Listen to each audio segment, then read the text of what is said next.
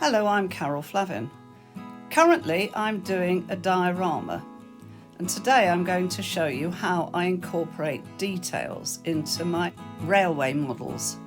This will be my entry into the Pico Rail 200 diorama competition, and I like to add a lot of detail when I'm making something, and I'm adding my family into this diorama. The most observant of you will see that I haven't finished the back scene, and I haven't also laid the track and put any trains on it yet. That's partly because I've been a bit poorly recently, so I've focused on the small things, the details. I'll start by showing you the river, which splits and runs down as two separate pieces underneath the railway bridge, an arched stone bridge. And I'm really pleased with the way that this has come out. And I've enhanced the detail of it a little bit further by adding a couple, a father and son, who are sitting on the riverbank fishing. This is our grandson Finn, who's there fishing with his dad Dan. I do rather like this shot because I like the view behind up under the river bridge, but I will be honest and say I'm not terribly good at painting figures. The river comes in at the top of the board and swirls its way down underneath the bridge, the two arches, splitting near the top.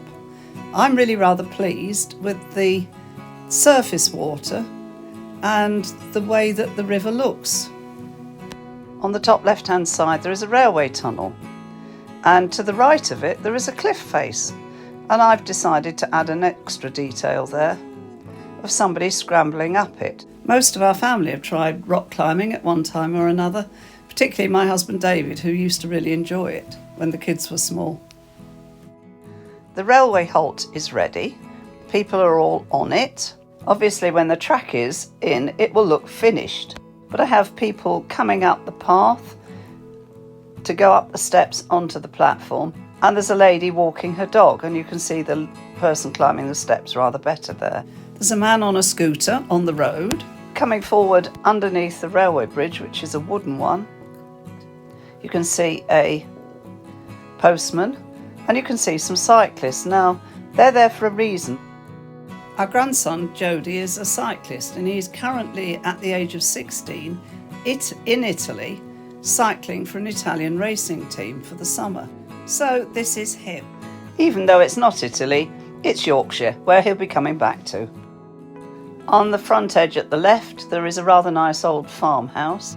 In front, there's a farmer with a wheelbarrow. That's our grandson Josh, although to be honest, he normally drives tractors the size of our house. And then on the left, there is a little Fergie tractor, which I'm rather fond of, and people are fettling it to make it work. I've put in some trees and bushes behind the house. On the station platform, there is a little Westie, which is a dog we used to have, and we were rather fond of it. I added another tree on the skyline, although it is actually straight. I must have taken the photograph at an angle.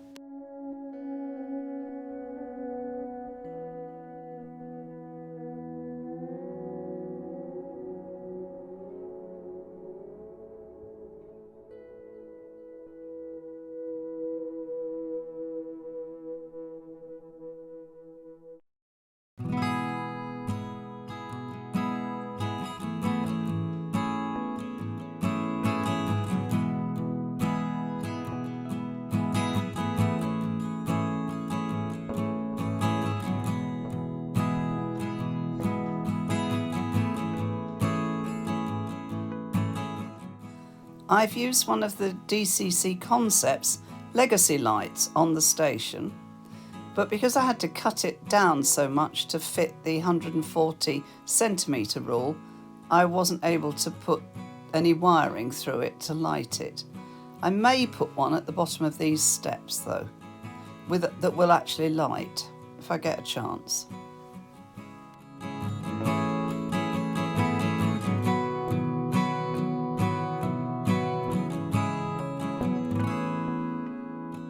Since I did the rest of the filming, I've added a couple of figures along the front.